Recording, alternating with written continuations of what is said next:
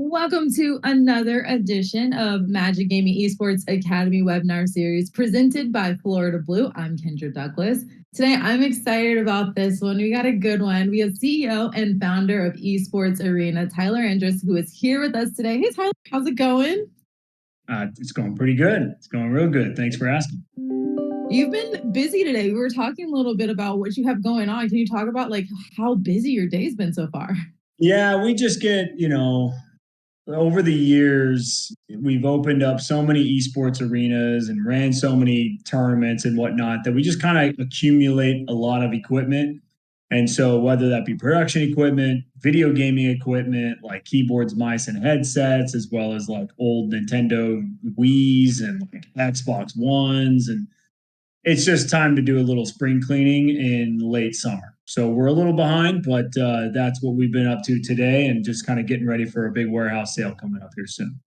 That's cool. You were mentioning people are you kind of had to scale it down to people having to get tickets now for this. Or did you feel like you were having a huge calling? Like people were like, "Oh, I got to go to this." Yeah, pretty much. It makes me. Well, we're dabbling in retail, which I'm sure we'll get to a little bit, but there is a market 100% in video game sales or video gaming equipment sales as well as used video gaming equipment. So that's one thing I have realized is that yes, there is demand. Well, you just mentioned that you guys have opened so many arenas. So let's just get right into it. Just tell us a little bit about your story and kind of how you ended up here. Oh man. Yeah. So I wanted to, let's see here. When does it start? Probably all the way back in high school or even early age when I would play video games with my brother, like Zelda, Ocarina of Time. We'd play Mario Kart together a bunch. And then when we got the GameCube, we did James Bond, 007 stuff. I can never remember the title of that one, but that was one of my first person shooter games. Which was so fun, which you had this map where you were at the top and someone was down at the bottom. And we would just consistently play and try different strategies back in GameCube days. And then when Halo came out, that kind of changed my world a little bit. And we used to play competitively in Halo 1, Combat Evolved, which was the very first one. And we were, this is before online. So, you could go on the internet, but you couldn't have matchmaking on the internet.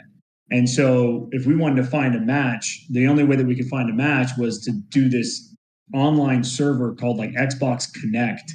And we'd wait a half an hour to an hour for a match to play some random other team. But it was exhilarating. Once you got a chance to play against someone that was also of a competitive mindset in the game and then play against someone else that wasn't necessarily your friends that are sitting right next to you, that was so worth the wait. And then when Halo 2 came out and it had Xbox Live, that ultimately changed the game. That was something that for us, we just, in high school, I was nonstop. I was playing it nonstop. We were strategizing.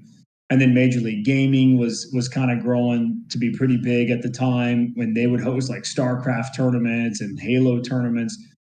And so that was around 2006, 2005. And then I graduated high school in 2006 and I decided to go to this small little private college called Azusa Pacific University. And the main reason it's for that is because a few friends of mine were there and they loved to play Halo as well. So I'd go visit the campus and we just played Halo all weekend long. And I was like, this is college? This is fantastic. And so it was a pretty easy experience for me to go, hey, I want to go here because I was having so much fun playing video games there. And then we would practice so much that we actually ended up trying to go to we ended up going to a few Major League Gaming tournaments and never really got the success that we thought we could obtain. And because in college we would actually host our own tournaments, in this dorm room, not dorm, but this dorm hall. We ran our first Halo tournament. We had 64 people show up for this tournament. And it was and that time that was pretty crazy. And we had to do the big screens, the big bubble screen TVs. I was asking people to borrow their Xbox 360s, and I was like, I promise I'll bring it back. And then we set up our first ever tournament inside one of our dorms, big hall that we had. And so many people came out for it. It was pretty awesome. And we ended up winning that tournament. So you host the tournament, you win the tournament. That seems nothing fishy about that. At any rate, and then we, yeah, no, it was all Major League Gaming rules. We were just way better at the game, and so people thought we would like cheat all the time, and so it was interesting that we loved to compete so much at the game that we loved, but there wasn't really like a consistent competitive play that you can go and do on a regular basis. So if you love to play tennis, you love to play basketball, you can sign up for a basketball league. And I did. I used to play basketball when I was younger. And it was, you paid your money, you got a trophy at the end of the season if you won. That never existed for video games, and still to this day kind of doesn't actually, at least from a macro level. But we wanted to create that because it was, look, we know we're really good at the local level, but how can we prove it? And there wasn't really a way to prove it. Sure, you could play online, and that was fun, but online gaming has so many of its own negatives to it with cheaters and people lag out of games, and someone has faster internet than you do or better equipment than you do. It's really not a level playing field. And so we wanted to create somewhere where you could be in the same space and compete against someone right across the way from you. Hence our logo with the, two faces, at each other. And so we came up with the idea of Esports Arena. And I could give you the entire long story of where we are now, but I'll stop there as far as how we came up with the concept of Esports Arena. I want to definitely dive into kind of like opening up in just 2015 and how emotional all of that was for you. But when you think about how you guys were coming together just to have like a competition, and you're asking people for like their gaming systems and everything, and now you can go to colleges and like some colleges are giving students like scholarships to be gamers. How wild is it to see just how much this industry has grown to now, like, yeah, I'm sure there are more opportunities for you to have competition, but like now you can go to school for it. You can go and be like a gaming team. That part is actually really cool. I think I would compare it a lot to what I did in college. I competed on like our speech and debate team. I was not much of a debater by any means, but I'd like to give like performances. And so then you'd go and you'd travel across the country. Was actually fantastic. And we would compete in these other colleges and other universities. And I would perform and compete against other people, but I got a scholarship for that. And it wasn't necessarily a massive amount of scholarship, but it was enough for me to continue to invest in that. And I think it's along the lines of something like that. But gaming is obviously so huge. Anybody can do it, but who can do it at the elite level is really what we're sort of distinguishing here by giving scholarships out. And as long as more schools can adapt and encourage, this sort of elite level of gameplay, what I love about it is that it encourages people to be a team and to join a club and to sort of use gaming as a communication experience, but a community experience, rather than it being something which is really seen negatively as like, oh, I just sit in my room by myself and play video games, right? And so that's what I love about it, is that it really does develop the camaraderie and the teamwork, because that's ultimately what it is. It's a sport. And with the sport, you need to strategize, and the whole goal is to win, and you want to be the better school that can win these tournaments. And so I hope that a lot more colleges will go out and encourage people to, come to their campus, and they'll pay them some funds in order to play video games through the form of scholarship. And I think that what we need to do as a whole in the gaming and esports scene is make it simpler for schools to bring in the equipment and understand how to run these tournaments, because it can be a challenge. And these games are always changing, right? I mean, you always have new and updated games all the time. It's stepping stones, and I think it's fantastic for people to receive pay for playing video games. I mean, that's what we do. I pay people for playing video games, so I love that other people are. Yeah. Yeah, I remember I was listening to a story one time, and it was a school in Kansas City, Missouri that had started, and I was just like, wow, we have really changed, and we were really like upgrading life. That they're already having like students, and there's classes and stuff for it. So it's cool to see just the growth within gaming now, kind of going into colleges. So jump towards like you guys opening your first like arena and just all, I guess, everything that went into it, because I was reading that like you kind of were like you like this had to open at a certain time. Like this needed to be like you needed to have it. You're like on your last dollars or whatever. Like this Yeah. needed to be open. So emotionally, how did it feel to see, this vision of yours just come into fruition? Yeah, that was man, it was pretty challenging. I would say when you decide to open a business, even though it's a passionate business that you're, excited to run, there's still all the minutia of opening a business Mhm. and running taxes and running payroll and dealing with the city because we were open to the public, and so we had to like get these permits to make sure our building was safe for people to come in. And it was a major learning curve, that's for sure, and it was pretty stressful. I would say getting down to the point to where we would open our doors, and then when we opened our doors, we did it in August, in 2015 in August for we did a pre-launch event, and that was for the Dota International. So I think it was Mhm. like the second one that they'd run, or third one, or something like that. And we just were like, hey, come on out. We told people on like a Friday or Thursday before, and I'm pretty sure the tournament was on a Saturday. And we ended up having like 300 people show up for this Wow. event. And it was all we had was like a stage, a big screen, and we would air the game. And then we had like 10 PCs where we could host a 5-on-5 Dota setup. Mhm. And it was, I mean, we just had so many people show up. And so it was like, okay, all right, this is good. This felt pretty good. And then we opened up, and then we did a large tournament for Hearthstone, and it was like not that many people showed up, and we tried to sell tickets for it and all that type of stuff. So that was kind of concerning in a certain way. But I would say that the most rewarding part of opening the business and the emotions that I felt with it, and I continue to feel to this day, is when someone walks into an esports arena and they're just shocked. They're just like, wow, like this Mhm. is, look at this space. This is crazy. And so when the first people would walk in, and everything they would do, they would stop in their tracks and they'd get their phone out, and then they would just like take a photo.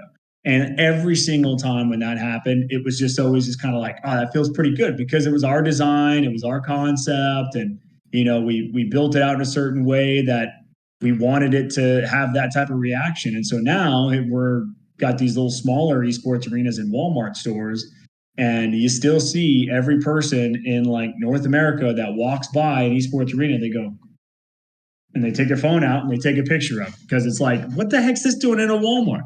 But also Yeah. because it looks pretty cool. So I'd say that's incredibly rewarding, and that's super fulfilling. Is something that you've created that people are enjoying Mhm. is a bar none really great experience.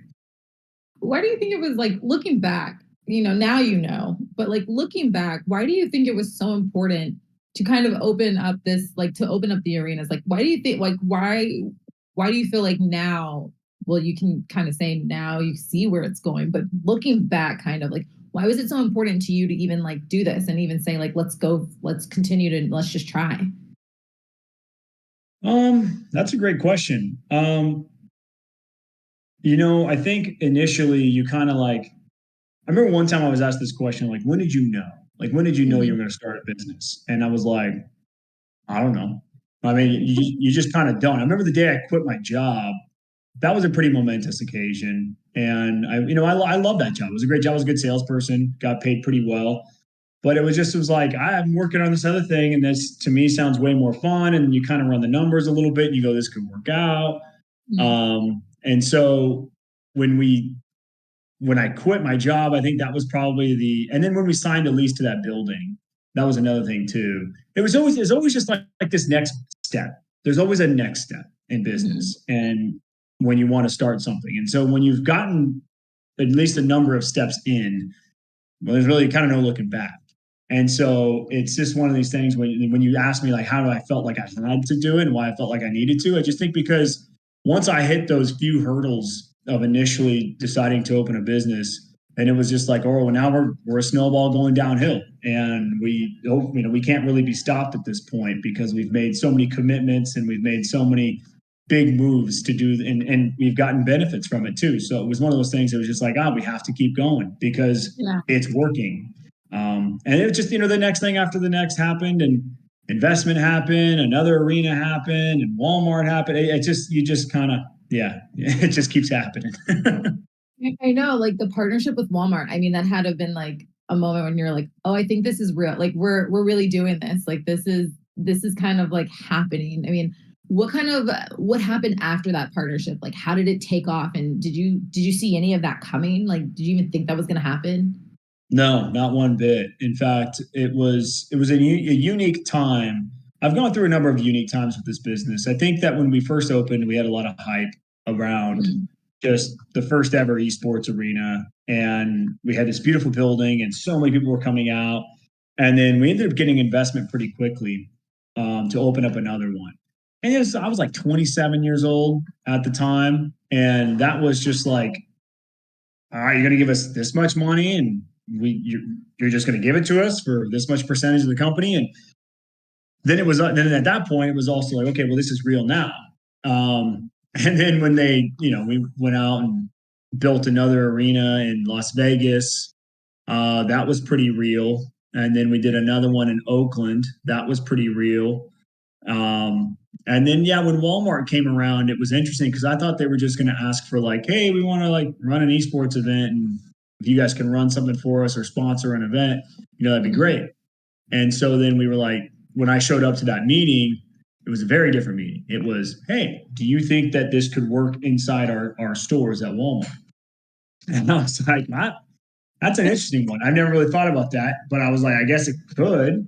I wanted to keep the branding a bit separate. I wanted to make sure that Esports Arena still held that it was like a separate company and it's not like a Walmart starting an Esports Arena. Not to say that's a bad thing, but a lot of gamers like gamers, and so a lot of gamers don't necessarily like, people to make money off of gamers, but we have no problem spending money within gaming. And so I wanted to make it clear that this was an esports arena servicing the gamers, not, and Walmart is helping us service the gamers by giving us this real estate and by letting us open up inside their stores and catering to their shoppers. And so, when we opened those first couple of stores, that was pretty momentous. It was pretty exciting. And, it all kind of happened so fast. And then they wanted us to open up a lot more. And we were like, let's go. And we just did. And then COVID happened. The whole world shut down. So, that was pretty fun at that point. But now Walmart giving us that opportunity and, as big of a company as they are, to see how special esports could be was pretty momentous. Yeah. And I feel like it also kind of led into the cool items you have in the back of just like being able to put your name and your brand out there. I mean, like you got to show us the Lego set. You got to show us the Pringles. We were talking about like, we're going to get you on cereal next. Somehow we're going to fast that. This one I came at my business partner came across. So I had a chance to build and design a semi truck that opened up into a stage, and it had a screen on top, and we had all these things, and it just opened up into a stage. And in fact, I think I saw it recently at a college tournament or a college football event last weekend. But I no longer deal with it. I got to design and build it, which was great. But I found this at a Walmart, believe it or not, and it's a gaming truck. And so I'm just like, this is crazy. First of all, thanks, Lego. I'm looking for my royalties on that one too. Right. Yeah. And then we did some cool stuff with Kellogg's. We ran like a Halo 5 tournament. And so Kellogg's owns like Pringles. So you see the Esports Arena logo on a Pringles can or a Pringles pack. We got Rice Krispies treats. You have Rice Krispies treats? Yeah, Cheez-Its on the back of that was pretty crazy. Rice Krispies treats. These are all old, by the way. They're probably still good. I know, right? And so yeah, it's been a whirlwind. Pretty cool stuff. We did Razor, a little bundle pack. Oh, and the last one, Pop Tarts. Wow. Okay. That's Yeah. that's a good one. I mean, you still got a cereal brand. I was trying to What's your get you on favorite? maybe Yeah. What's your favorite? If you had to pick, what's your favorite? strawberry is my favorite. What is that? Cherry and cinnamon? No. It's strawberry and brown sugar. Brown So sugar, that's the one. Yeah. yeah, brown sugar Strawberry. is yeah. Yeah, I know. Strawberry is my favorite go-to. And yes, I'm that person that does not heat my Pop Tarts. I just open them and eat them. Yeah, I I don't don't. heat them up either. Although I will Yeah, say that like every time someone does heat it up, I'm always like, this is delicious. And I so, know. so It is but a it's game still not worth changer. it. I'm No, going I diving mean, right in. Yeah. right, right. But like if someone else does it, oh, by all means, Oh, I'm all right. happy. I'll take it. Yeah. Right. Exactly. I'm not gonna do it. But that's so cool. I mean, like, how cool is it to know that like your like sponsorship is like all over these brands and you get to like see them? I mean, that's got to be such a good feeling to have. That all like I said, everything was just kind of happening so fast, Hmm. and it was a lot of brands like Kellogg's came around, Pepsi was coming around. We did something with like Excedrin and Vizio and Intel, and we've even done a sponsorship with a rat killing company called Tomcat. So if you have like Okay, I've heard of that.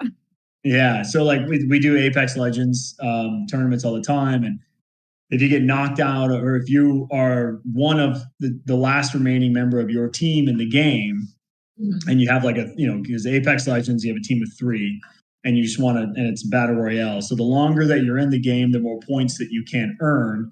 And so it's called ratting out. So if your teammates have died, then just go hide. And so try to get as many placement points as possible. So we would cut to the Tomcat rat cam, and we would basically cut to the gamer that's sitting there that is hiding, and be the Tomcat rat cam. And you know what? The rat never wins, right? Because Tomcat always can take him out. And so that was, and it worked every time. So every time the rat would die, we'd have a huge swipe across the screen. It's fun. We do a lot of really creative sponsorships because esports, it allows you to do that. There's so many different types of video games that are out there that cater to so many different types of video or of so many different types of communities. So it allows you to sort of play around with these sponsorships in a more unique way, for sure. Yeah, those plugs that you get to just have and like casually, like just like Yeah, you can just literally have a party one day. Would you like the cheeses with our sponsorship on the back end? Like you could just casually like plug that in. just But humble brag it. Yeah.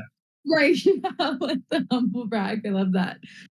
So like, how do you think this first facility that you created? I mean, now you have so many, but how do you think that it helped give more exposure to just esports, that esports community, and making people feel welcomed and like still exclusive? Because when you were talking about the Walmart situation, you were I kind of got the vibes that it's kind of like we still want you to feel exclusive. We still want you to Yeah. feel like you have a place to come without it being like too open for everything, but still it is going to be open for people to come to. So, how do you think that like that facility, the first one you had, and then opening up so many helped create just a bigger exposure for the esports community? Yeah. I think the first one, man, what I realized is video games caters to so many different types of individuals. And I would say the different types of video games. So it's like if you have League of Legends skews a little probably on the older collegiate side and above, I would say, that play League of Legends. You've got Super Smash Brothers, which would probably skew anywhere from like a 12-year-old all the way Mhm. to like a 30-year-old who's playing that game. Fortnite was very similar to that as well. And the different types of people, whether you were part of LGBTQ plus, or whether you were a different race, or whether you were different, it didn't even matter, age, or as long as you played the game, you're my friend. And Mhm. as long as you came out to this tournament, you play the game enough to where you love it, to where you want to compete it. And that is a common denominator that's shared that is really hard to break.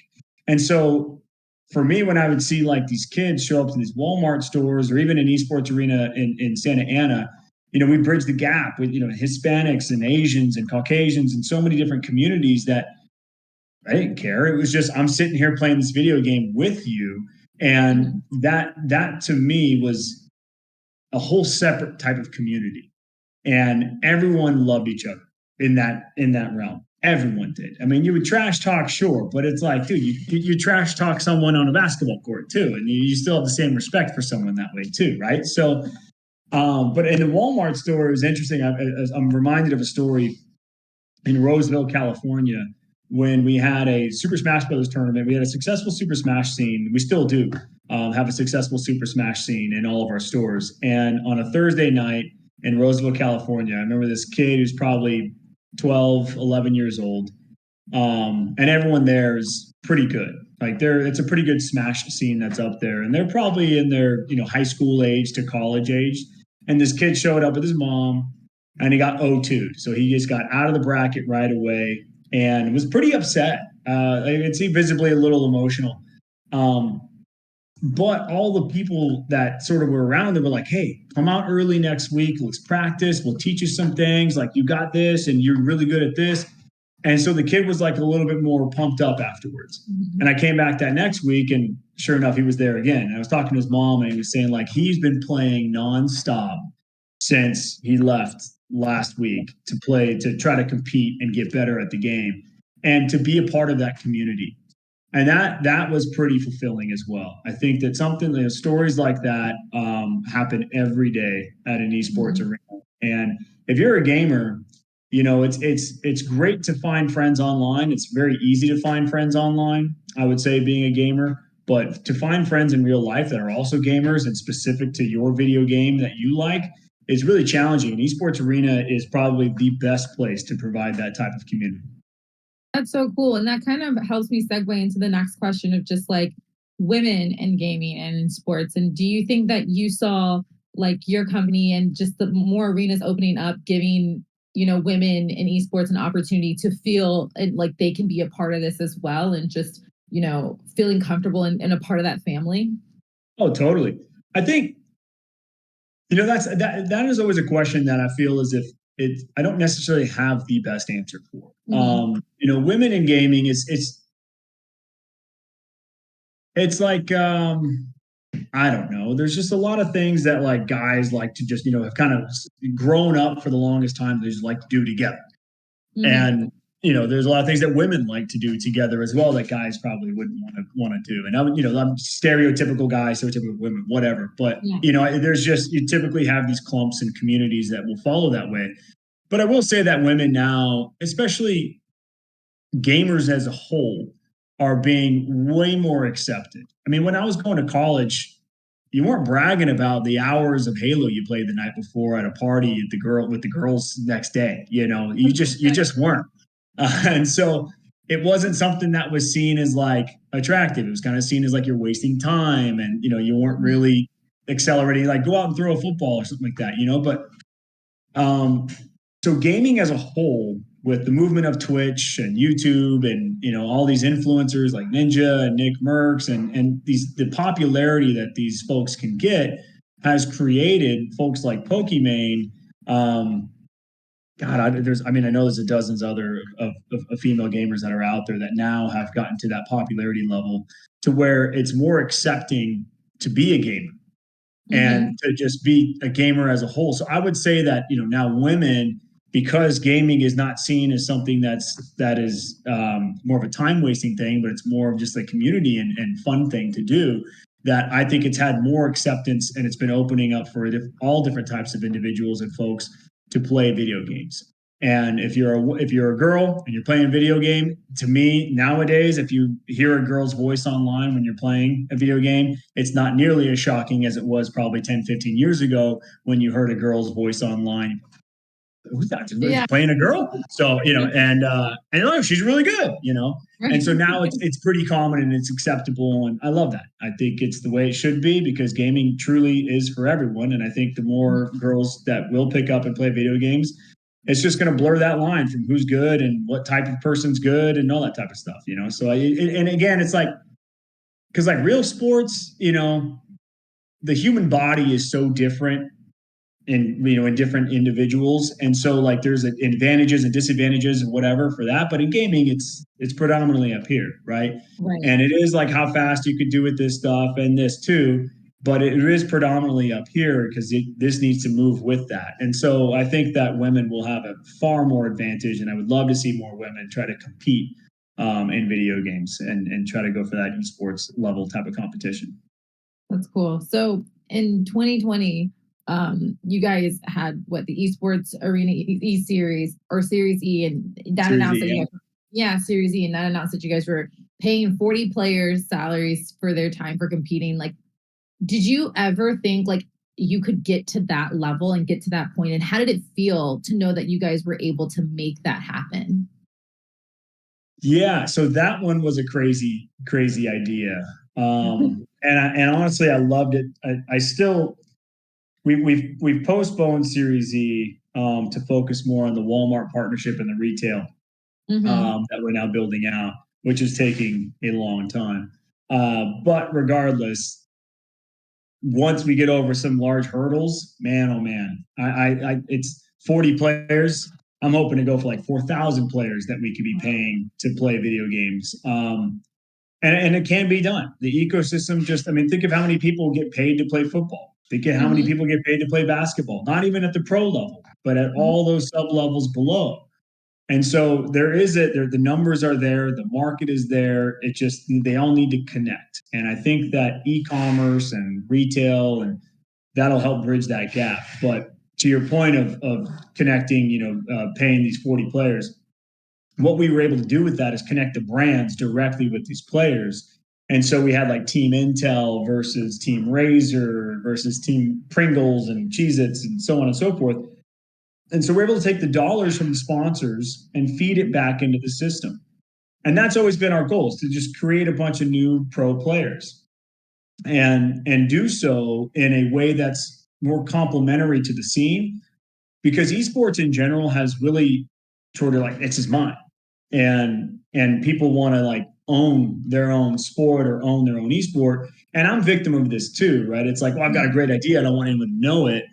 But really, when we all can work together, I think we're stronger together. And so what I've seen that has the most, openness and the ability to affect that scene is the semi-pro to the, competitive gamer who doesn't really know how to go pro, but wants to go pro. And so we started the salary off. We said, look, we'll pay you guys $500 a month. And but you have to compete during these times, and we're going to air these tournaments, and you get to represent these brands. And so we took the brand dollars, we paid ourselves for a number of, the production and to build out more stores and to build out, more employees. But then we also paid the players. And so we had at certain points, I think we probably had more than 40 players on at some point. No, 27. Wow. No, you're right, about 40 players. That were being paid up to $750 a month, some getting paid around $1,250 a month to be representative of our best team. And then some players were so good that they ended up being signed to like TSM, FaZe Clan, Optic, CLG, Rogue, Ghost. There's so many more. Furia is one of them too. Like we've had like a number of our players, I'd probably say close to either 30 to 50% of our players. We've had a lot of players come through, not just, more than 40, right? Because 40 at a time is what we were paying. But we've had like hundreds, if not close to, maybe thousands of players compete through our system. And at a certain time, 20 to 40 of them are getting paid a salary. And then if they're done playing during our tournament, because it only lasts for 3 months, then they can graduate and either sign a new contract or they got paid by us again by recompeting in the league. So that was, I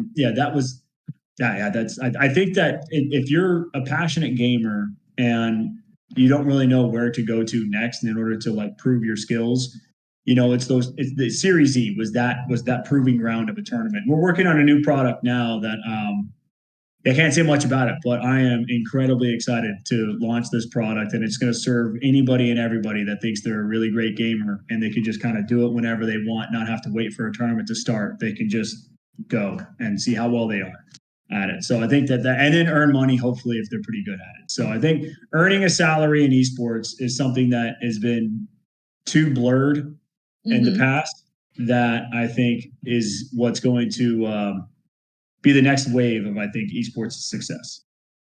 It's really cool though that like you get to kind of say you had a hand in helping someone's career and helping someone else grow in esports, and that like you kind of gave them a little bit of a sense of confidence to be like, no, like if you are dedicated, you can do this, and we can help you out. So that's kind of cool that you were able to kind of be starting from the bottom. Now we're here type of person for some No, of it totally these is. gamers, It totally, and that does feel good.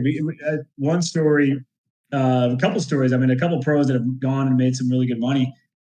When we first opened our Oakland facility in Oakland, California, this kid Arkham, he was ended up being a 100 Thieves professional Fortnite player. Played at the Arthur Ashe Fortnite Major Championship.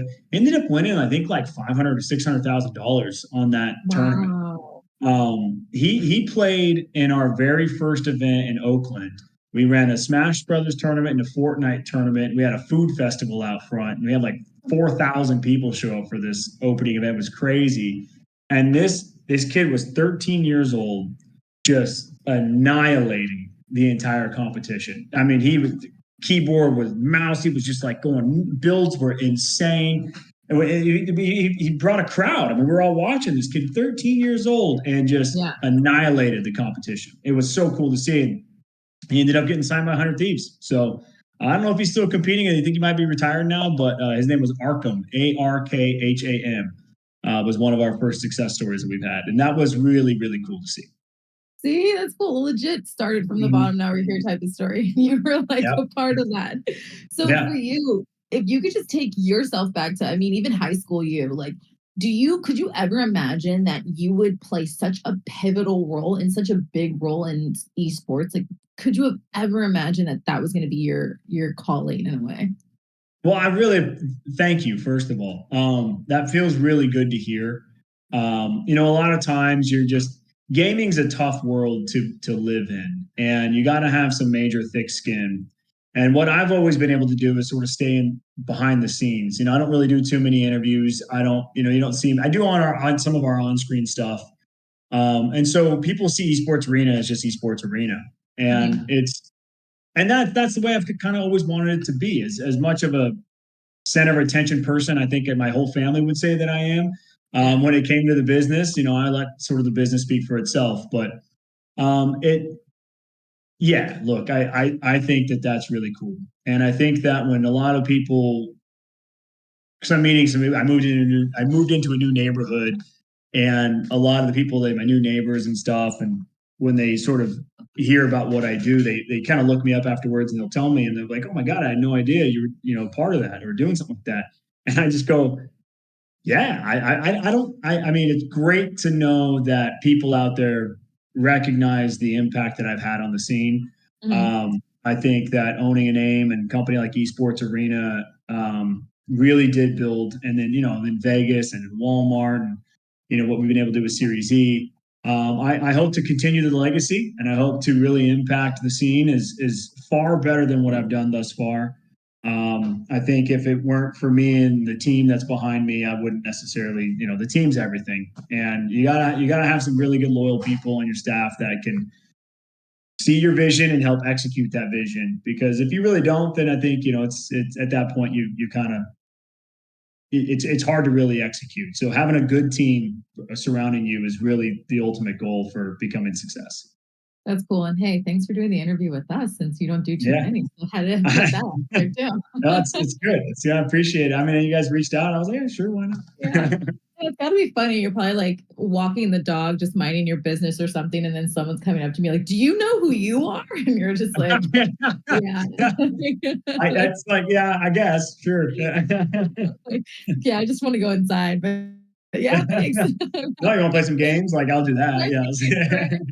Yeah. Okay, here's where I'm gonna do like my 4 rapid questions. So I'm giving you like no time right. to think. Get ready. It's not that hard, but just like think off the top of your head. All right, we're gonna start now. And favorite game growing up, go. Oh man, NHL '99. There we go. Favorite game to play now. This is gonna sound terrible. No, I can't do that. Favorite game? I'm such a nerd. I love the game Heroes of the Storm. I've been grinding that for a minute. So me and like 400 people online just play each other all the time. So that's about it. Yeah, Heroes of the Storm would probably be now. There you go. Least expected aspect of working in esports.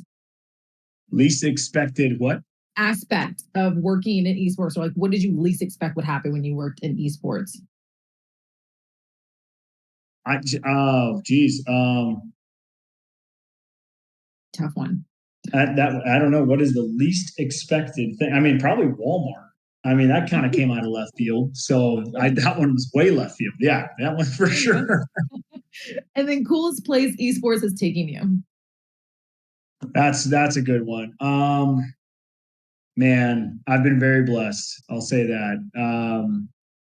Beijing was a ton of fun.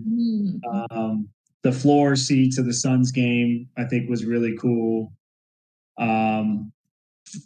Cool. I mean, you know what? I'd have to. I would have to say it's kind of a toss up because I get to go to all these great suburbs. Like these Walmarts aren't located in these major cities, right? They're located in these suburbs of these major cities, and I got to do a road trip one time where I was just like, I'm going to go find the Walmarts that I want to go see.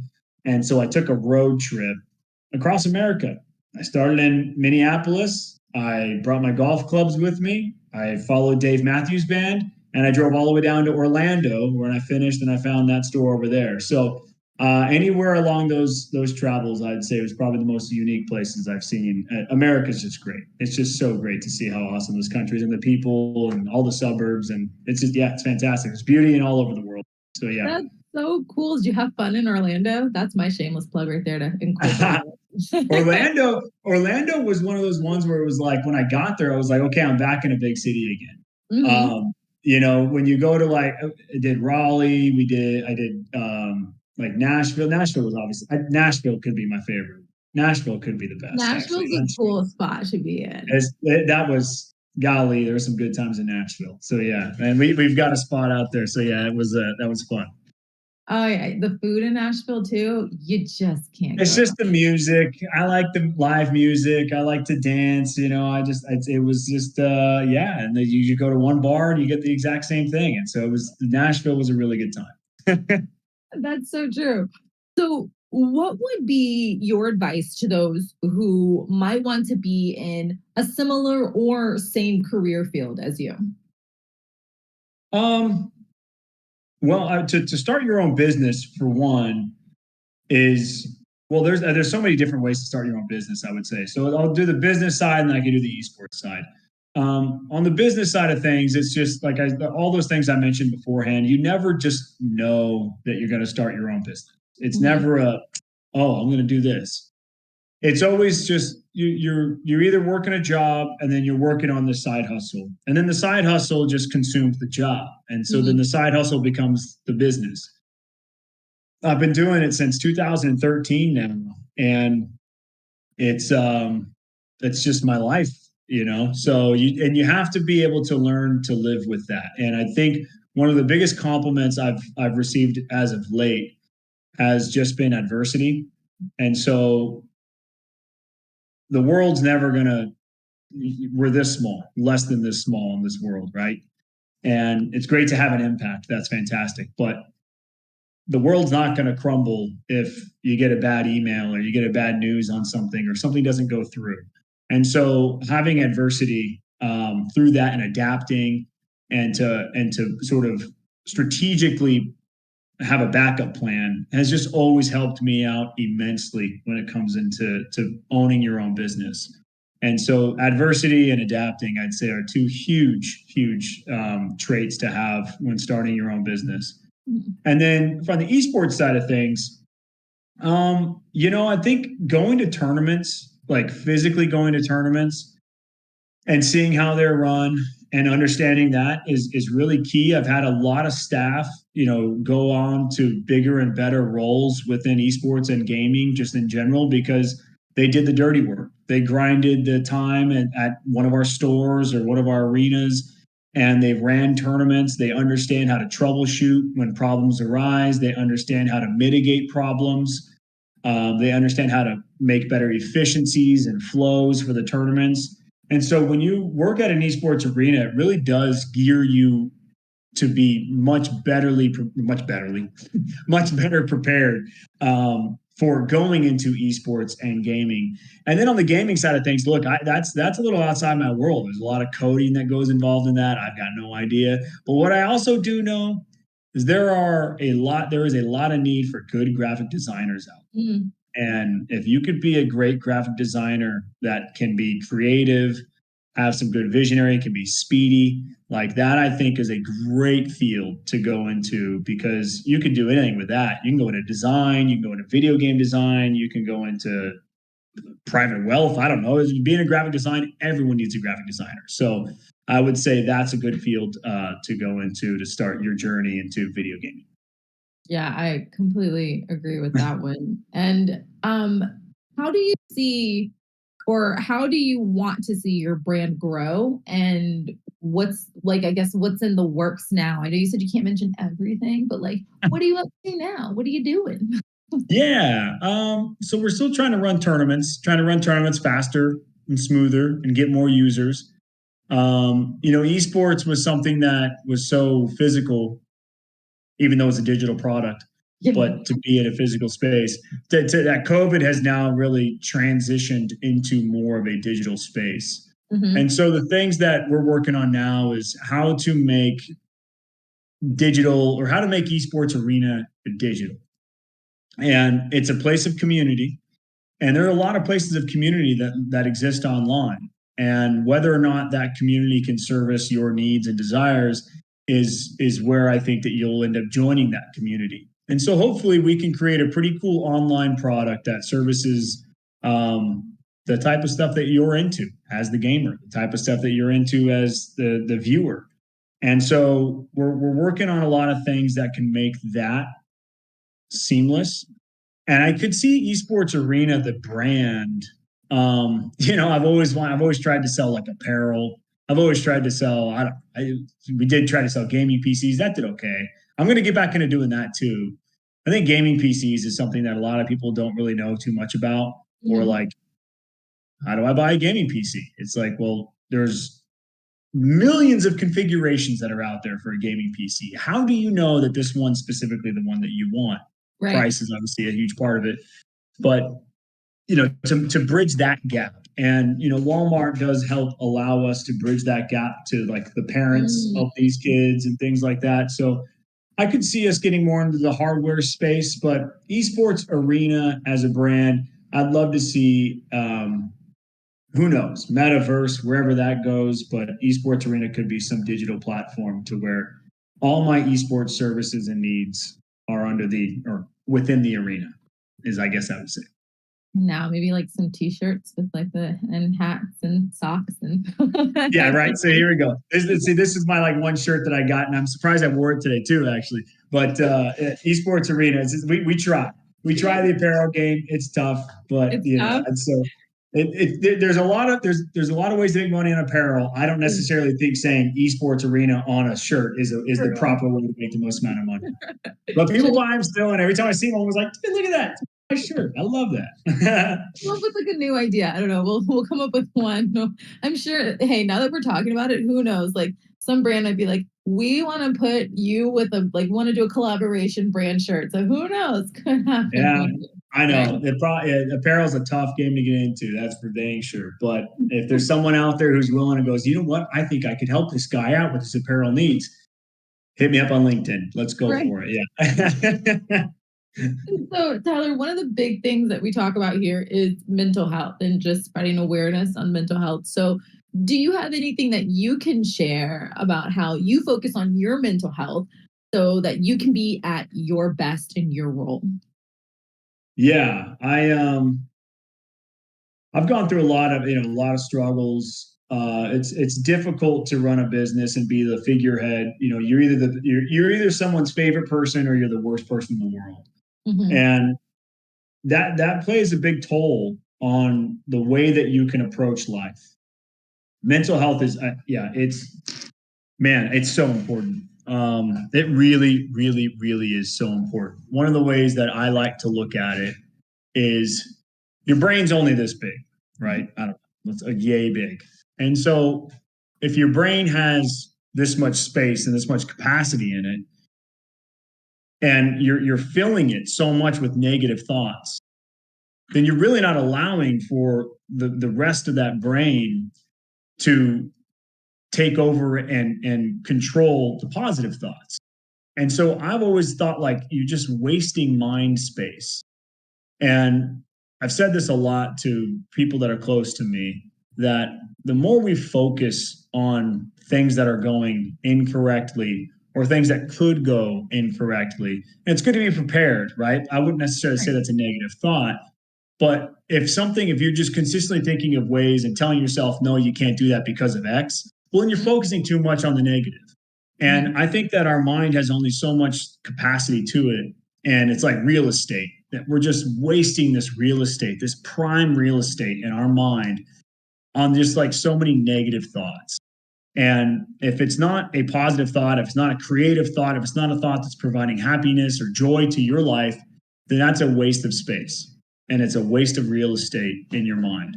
And I've said that a number of times, and I've been backed into corners, with business and the struggles of that. And a lot of times, the only way to get out of the corner is to just go forward.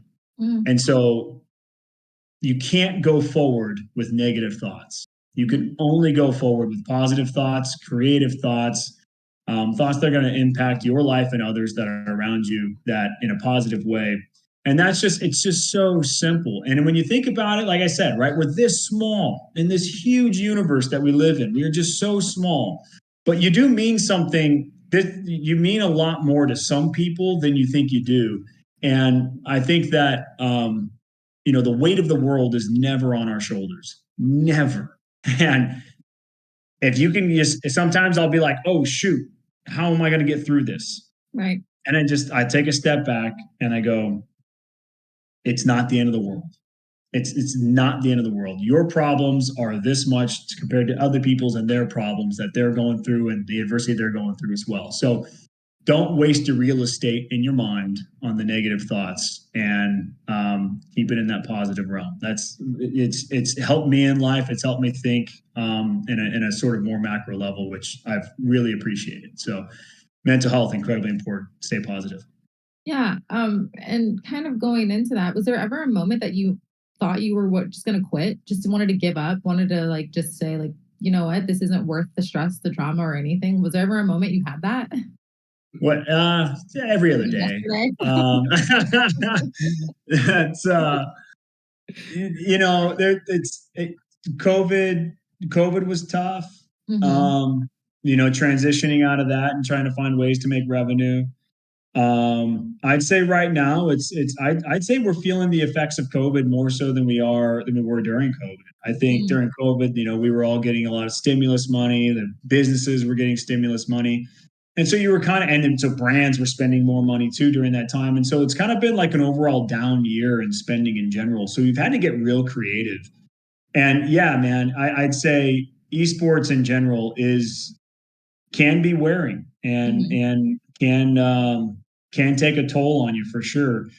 And then some days I got to go back to those stories and like, I should do more interviews like this, because this makes me feel really great about like reminding me all these great stories and things like that we've had in the past, and how much fun it's been, and how many lives I've impacted. So it's good to stay focused on that. But no, there's times when I've felt like this is too difficult. I'd much rather try going a different route. But, I'm a glutton for punishment, and I like to face challenges head on. And so, but like I will say that the challenge, like one thing that you do struggle with, and I would say is probably one thing that I could work on is like, all right, well, if it does fail, I mean, I wouldn't say I've failed at all, right? I've impacted a number of folks' lives. I've helped create a number of pro players. I've helped build the scene in a certain way. So it has been a success. But whether or not this day comes when I do decide to move on, is it because of failure or is it because of success? And I think that, understanding that success can be shown in so many different ways, that quitting is never really a quit. It's just, you're just moving on. So, yeah.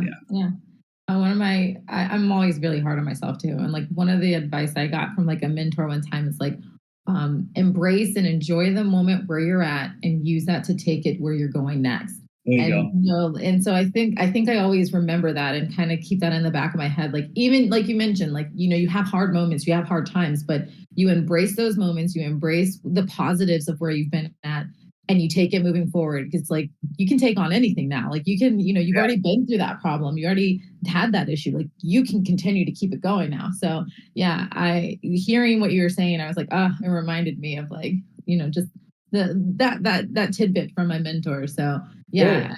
I enjoyed everything that you were saying just now. It was amazing. And for those who are watching this and, like, want to keep connected with you, I know we have your Twitter handle on the bottom, but, like, if you want to just talk about, like, is there another Twitter account or just any LinkedIn? What do you want to share, your socials to share that people can reach out to you and connect to you? Yeah, Twitter's good. I mean, I haven't necessarily been, well, X. I don't know what we should be calling it now. Yeah, Um, yeah. I haven't really been too active on it. I've been kind of in a hole recently. So this is my first public appearance. I just kind of came out of this, and I know. Hey, there you go. And so this is, yeah, I would say Twitter's a good way to reach out with me. LinkedIn, I do try to get back to a lot of folks that reach out to me on LinkedIn. But yeah, I would say those two are the best right now, for me. Awesome. Thank you. Awesome. All right. Well, Tyler, thank you so much for joining us today. And this has been another edition of the Magic Gaming Esports Academy webinar series presented by Florida Blue. You make sure that you can follow us on social at Magic Gaming on Twitter and Instagram. Thanks for joining us, and we will see you in a couple weeks for the next episode. Yeah, thanks so much.